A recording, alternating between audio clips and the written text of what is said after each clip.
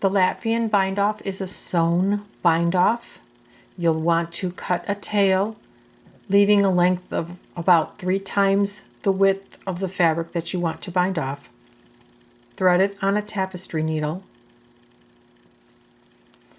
and do a setup step of placing the needle purlwise into the first stitch from the tip of the needle and leave that stitch on the needle.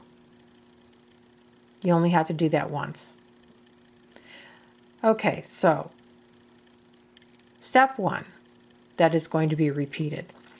Knitwise into the 3rd stitch from the tip of the needle, pull the yarn through. You'll notice that it makes a little bar going across the 2nd stitch.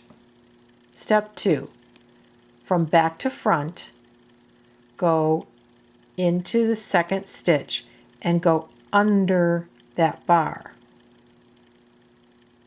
that you just created. Pull the yarn through. Step 3, drop the 1st stitch off.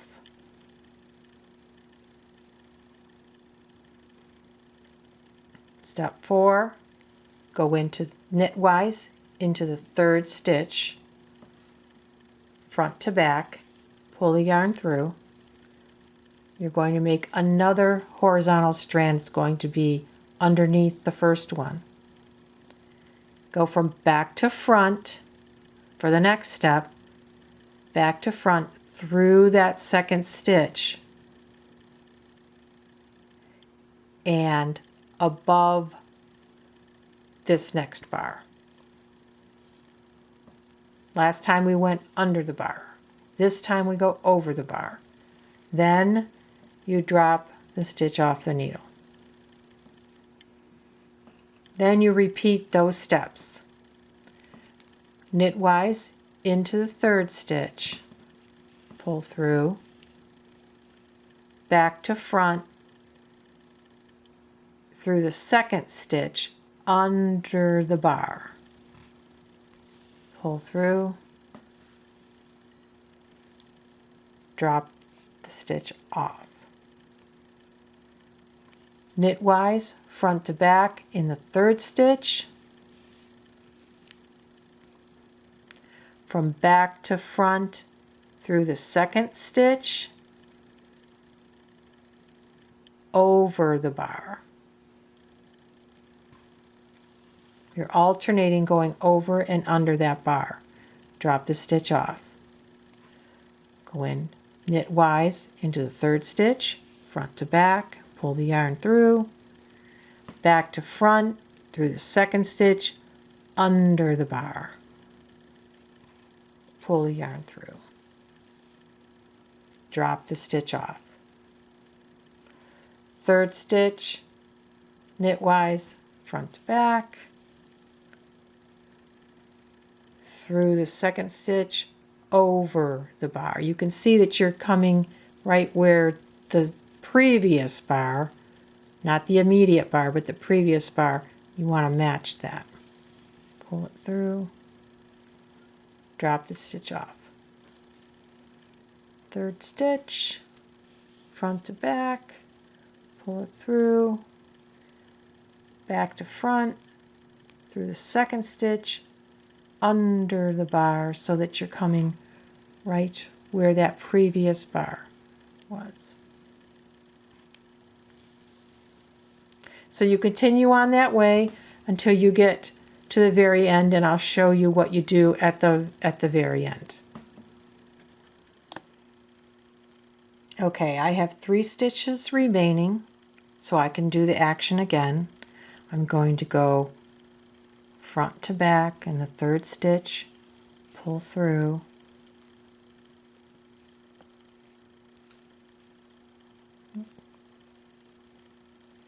okay, so there's my strand. I'm going to go back to front through that 2nd stitch under the bar, pull through, drop the stitch off. Now I only have 2 stitches left, so I can't go into a 3rd stitch. I'm just going to go around the edge, take the yarn around the edge of the work to the back, kind of pretend I'm going through a 3rd stitch. I'm going to come back through the 2nd stitch,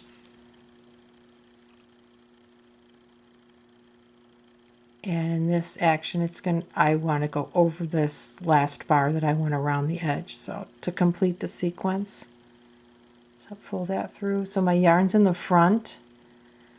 I can drop both stitches off, and I'm going to take the yarn to the back by, I think I'm going to go underneath this bar, just in this stitch in the row below.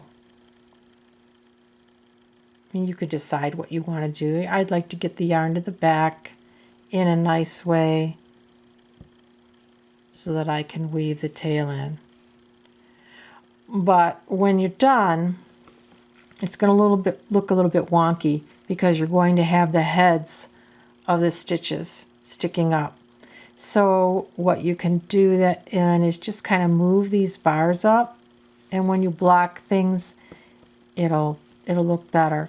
But you move these bars up to the heads of the stitch, the top of the stitch, and then you'll see that you have this sequence, the same kind of sequence that you had at the bottom of the horizontal strands. You have an upper strand, lower strand, upper, lower, all the way across the edge of your work.